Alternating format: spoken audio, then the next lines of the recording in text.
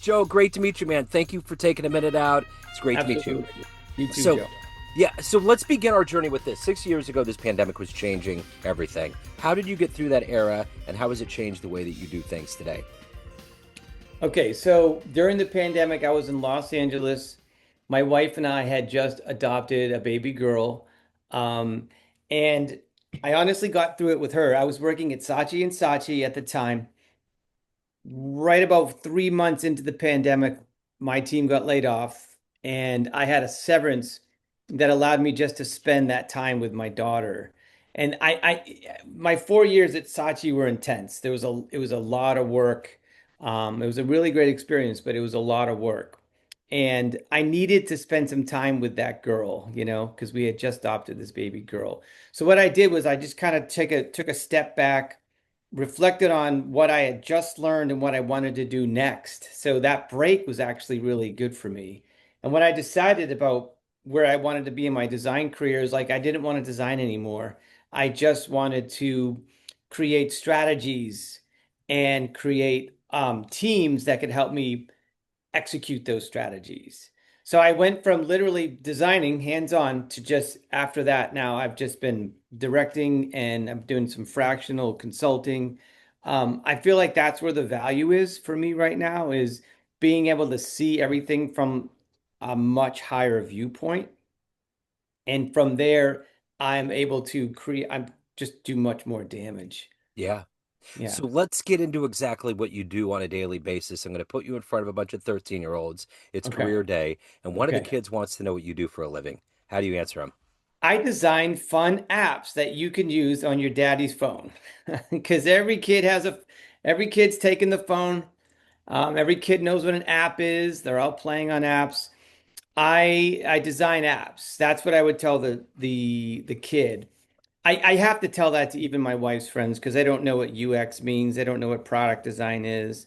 But yeah, I direct that now. So I don't, like I said, I don't do any more design, but I do the intake. I meet the new clients that come in. The company I work for now is called DevBlock, and DevBlock is a software development company out of Seattle, and we have all types of clients from mobile apps, small little startups to large Disney FX networks type clients. So those clients are obviously the range is really huge, but the day to day is taking in a new client ask, figuring out what kind of research we need to run. I delegate who does that. I get the UX portion ready, figuring out what we need to do in UX, site maps, site audits, whatever we need to do, just kind of auditing the client. And then if the client needs branding, all the startups do, I get my visual designer already started on that. So I kind of map out the roadmap. I know what the entire project needs. I work with PMs and POs to decide on timelines based on budget, and then we run. So I do run inside the product a little bit, but I'm mostly like upstream, bringing in new work and helping those clients decide what they need, especially now because now everyone's coming to us asking us how they can implement AI into their platforms. And so that is a whole new strategy that we have to think about. But really, it's making us just work faster. Yeah. And we just have to explain that. So just with like any pitch deck, I would always explain how a design system helped us to move faster and helped you scale. Well, now we're just putting in all this content about how AI is moving the needle, but it's So, really not doing much. right, yeah. Well, and it's just becoming interwoven into our whole Yeah, lives in yeah, everything we do. yeah. So let me ask you this. When you were that age at career day, what did you want to be when you grew up? What was your dream gig? Oh, fireman. Right. Yeah. It was fireman or policeman. I was too small to want to do sports. So yeah, it was fireman and policeman. I actually by the time I was six though, it turned into rock and roll drummer. I saw Kiss on Solid Gold and they like flares were coming out of the guitars and the drums were blowing up and I was like, oh, I want to do that. So I Man, asked my dad for a drum set, and he bought me a drum set that year. And I've been playing drums my whole life. So Drums used to be my main gig. I used to tour and do that for at least 8 years. And then when I met my wife, I wanted something more steady and I went back to school. I was living in LA at the time, so I went to Art Center College of Design, studied interactive design, and got into design. So now I just flip careers. My day job is now design, and my night job is, gigging around the Hudson Valley playing. Right now, I'm playing just predominantly jazz music, but a lot of rock and roll. I did a lot of rock and roll back in those days. I hear there's a lot of drummers out there. Jimmy Chamberlain from the Pumpkins, he's a jazz drummer now. There's a guy from oh man, they had a big hit back in the day. I can't remember. Aaron Comas, I believe, is his name, and he's a drummer. And he was in, man, it's gonna come back to me. But there was a big hit they had in the '90s, and he's a jazz drummer. And I hear about that a lot, where there's this real crossover from rock to jazz, and yeah. So, but it's harder to do the jazz thing. Way harder to do jazz. Jazz is about feel and improvisation. But my first teacher was jazz, so I learned jazz first. Gotcha. So it has like a more triplet feel than a eighth note feel. Yeah. So it's just it's a little more swingy. And the coordination is just something you have to get down, but it's odd. Once you figure that out, you always have it. Yeah. Because like right now, if I was going to play a rock gig, I'd have to work out and, really like, shed those songs. But I have a jazz gig next week and I'm ready to go. Like Yeah. I know all the songs. I like they're all standards, all jazz standards. And I still listen to tons of jazz around the house. It's a really great style of music to listen to if you have children Yeah. because it's sophisticated and it's free. Yeah. So kids are listening to it. My daughter's like, "Oh, I like this, Daddy. What's this?" It's like Kind of Blue by Miles Davis. So it's like a history lesson Uh-huh. and it's calming. It's beautiful. She loves it. Yep. Um, yeah. Yeah, so if there are rockers coming that like Jimmy Chamberlain just a fabulous drummer in general. So he probably just shedded some, jazz books and picked up the triplet feel. But for me, like I had to literally go to my drum lessons. I studied with Alan Dawson in Lexington, Okay. Massachusetts. Yep. So when I studied with Alan, I had to do all the rudiments with brushes. So it was just pure jazz with that guy. Yeah. So yeah, I was really lucky to start young with that. And then when I got to college, I majored in jazz studies at University of North Texas. But the first band I went on the road with was a reggae band. And that was just because that I needed the bread and it was a good paying gig. And the second was a really hard grunge band. And I toured all over the United States, like living out of a van for 2 years. So yeah, I learned how to get really good at like playing through broken sticks and heads flying. I just Yeah. got really good at performing and learning how to really put on a good show without making it look like, everything's falling apart. Yeah. So Yeah. let's go back to your childhood. Are you from upstate New York originally? I'm from Boston, Massachusetts. Okay. I went to college at University of North Texas in Dallas or Denton, Texas, just north of Dallas. And then I was a professional musician and I moved to Los Angeles to play music and do studio work. And I did that for about 4 or 5 years. Met my wife out there, married her in Pasadena, adopted 2 children, and then we moved back here to the Hudson Valley because that's where she's from. She's from New Paltz, New York. Okay. So I'm kind of like full circle. I'm like 3 hours from where my sister lives in Plainville, Massachusetts. So like I'm back home basically now, Yeah. Um, and this is a good, it's a little barren for me. I'm used to the cities. I'd much rather be in a city, to be honest with you, but the kids love it. And this is where the family is, and there's a lot of relatives and a lot of nephews and nieces for the children to play with, and the schools are really good. So it's more of a kid move for me right now, but I'm definitely I'm hoping the kids will go to college somewhere where I can get back to like a city. Yeah, for sure. So, talk to me a little bit about inspirational forces between your career now, Yeah. of being in design and being in the business world and music. Who has been that consistent inspirational force for you? Well, design has been really, really liberating for me because I truly believe it's the most important thing you do when you build your company or your app right now. It's way more important than developing. your company. There's 150 devs here, and there's two designers, right? We are setting the tone for how a human being interacts with your product. And it's without us, you just don't have a usable product. So I really feel like design is huge. And my inspiration for design is definitely the old school Donald Norman. Um, Donald Norman, Nielsen, uh, the folks who kind of started UX and user experience, thinking about how a human being interacts with the product. That's my biggest inspiration. Like I said, my inspirations in music are Miles and John Coltrane, people who kind of broke the mold and kind of went out and did their own thing. I try to do that here too. I try to do that in design. I try to break all of the design rules and then put them back together. A lot of my team comes from like the UX assembly or colleges that are teaching research first, and then wireframing, and then visual design. And that's great. I love it.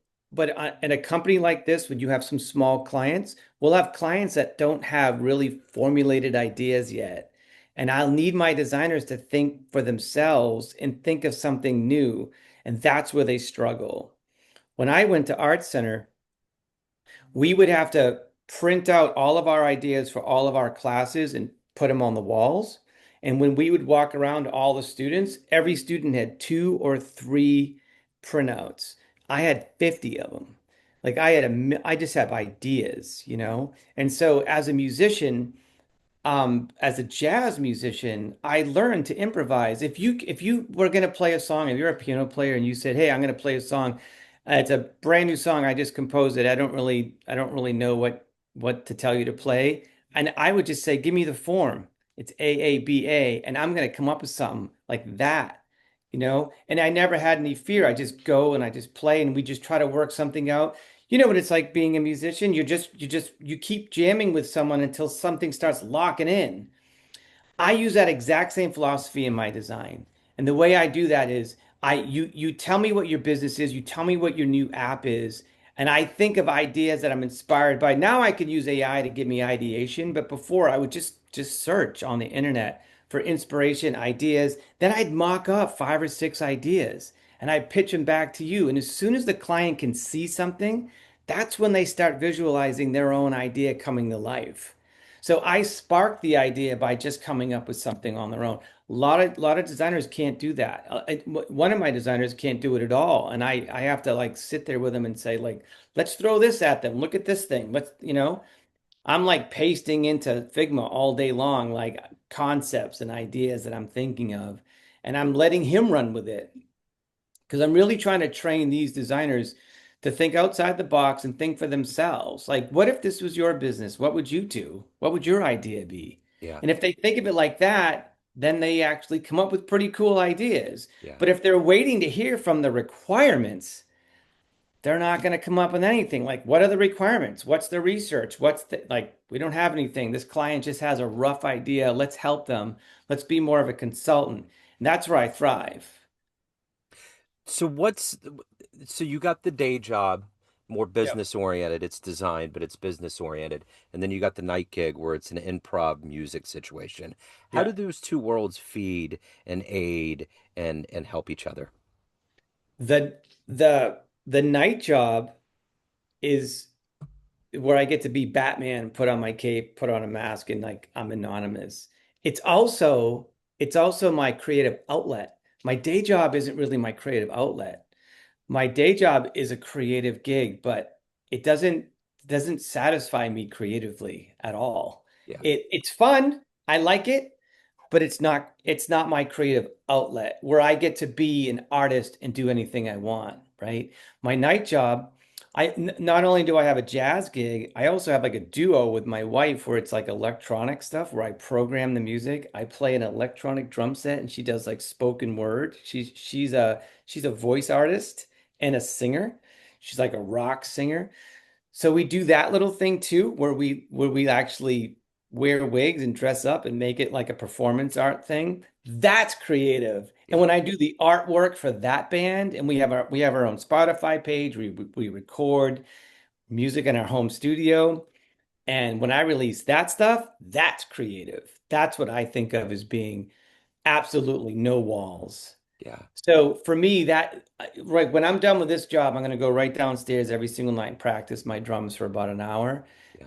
There's nothing holding me back with my instrument. So that's truly my creative outlet, my day job, and it keeps my day job really fun too, right? Because if I didn't have that creative outlet, I would be struggling to make my day job more creative. But I've accepted the fact that it's someone else's business and I'm just doing what they need me to do to improve their business, you know? Yeah, totally. So I'm curious if you were to have a dream tonight, you ran into that 18-year-old version of you, and you walked into a room and there was a film projector and you clicked play and there was a 60-second highlight reel that went on the wall.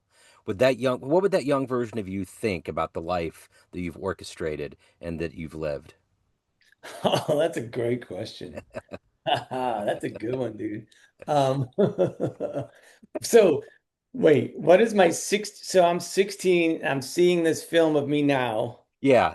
And then Oh, what's your brain thinking about the my life brain's you've like, what lived? are you doing with kids? Like, first of all, like, why would you do that? Because when I was 16, I thought everyone that had kids or anyone that was older than 20 was just ridiculously over the hill. I was terrible. I was so judgmental, man. I was a horrible kid. Um, yeah, no, I would yeah, I honestly would have thought like, wow, you're really doing the wrong thing, you know? You need Yeah. to be on the road, you need to be still like you need to be in a band still. You still, you got to be in the next version of Zeppelin, you Yeah. know? That would have been my 16-year-old self. Maybe my 29-year-old self would have been like, "Okay, I dig it. Like I get now that you want a steady income, you want to take care of this woman, you have these two cool kids and it's beautiful to like I might have saw that, but I couldn't stand people. I couldn't stand to be around children when I was 16 Yeah. or in my teens. I was really like I left the nest, man. I was, like I said, I grew up in Boston. The first opportunity I had to leave Massachusetts, I took it and went down to Dallas to study music in Denton, Texas. And the second I had an opportunity to actually be a real musician, I just drove right to Los Angeles and I started gigging. Yeah. So that's a very narcissistic life. It's all about me.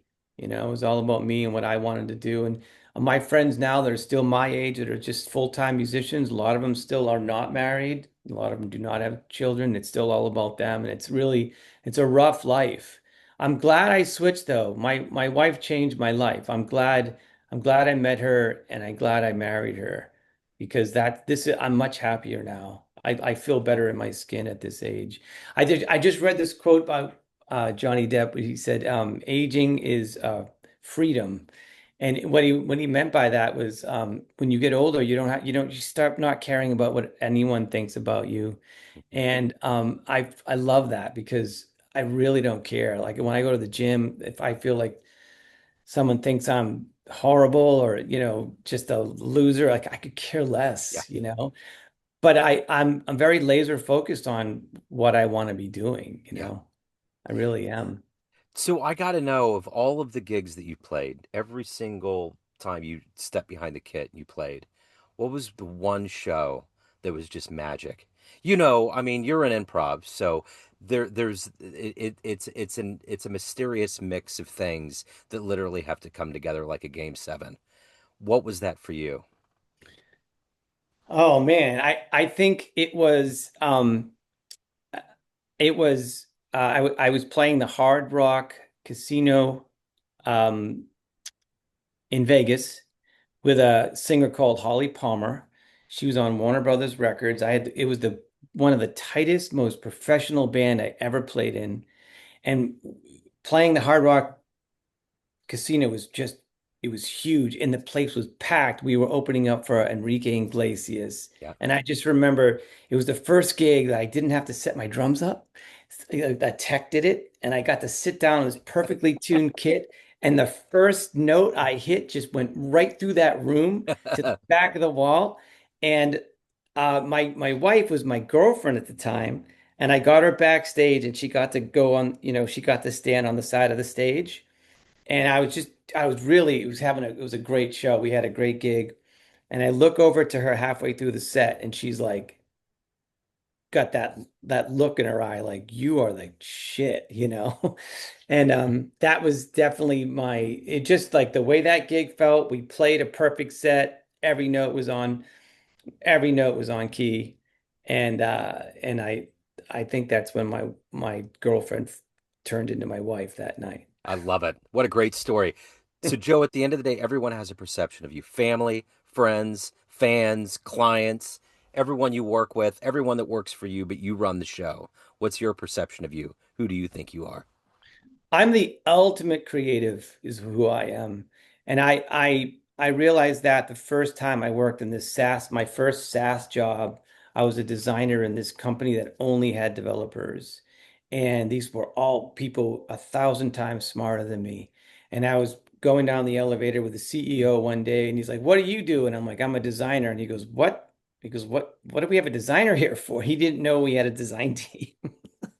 And I'm like, I could show you what I do. And I had no fear talking to this guy, and everyone around me was all afraid to talk to the Sure. CEO. And I'm like, I'm really good at what I do. And I had that confidence from day one. It was my first real job. And I never had any fear. And my wife just couldn't believe that like I could talk to all these CEOs and everyone and just be like so bold and confident. And what I used to say to all these people is like, there is no one in this room that has more of an authority on creativity than me. Yeah, I right. promise you that. You're all smarter than me. You're all software development, you probably know a lot more than I do, but none of you are as creative as I Yeah, am. I promise you that. And that's what I teach my design team now. And what's really weird, Joe, is when I tell them that, they look shocked, but then it hits them in 3 seconds like, "Oh yeah, you're right, Joe." Like we go to these big meetings when I was working at Saatchi, our client was Toyota. We go to these big, huge meetings. 30 people in the room, and these young designers would be so scared. And I go, "Look, guys, there's no one in this room that knows more about design than you do. You're the authority on it. Trust me, these people are not talking about it 40 hours a week like we are. You know it. Go in there and own it. It yep, could be wrong. It might not be what the business wants. We're trying to figure that out as we go. sure. But no one knows more about design than you do. And that's how I feel about just being creative in general. I love it. So if anybody wants to dive in, they want to hire you, they want to look into your work, both day job, night job, where do they go? Where's the best place to go? jpfulginetti.com. Okay, Yeah. cool.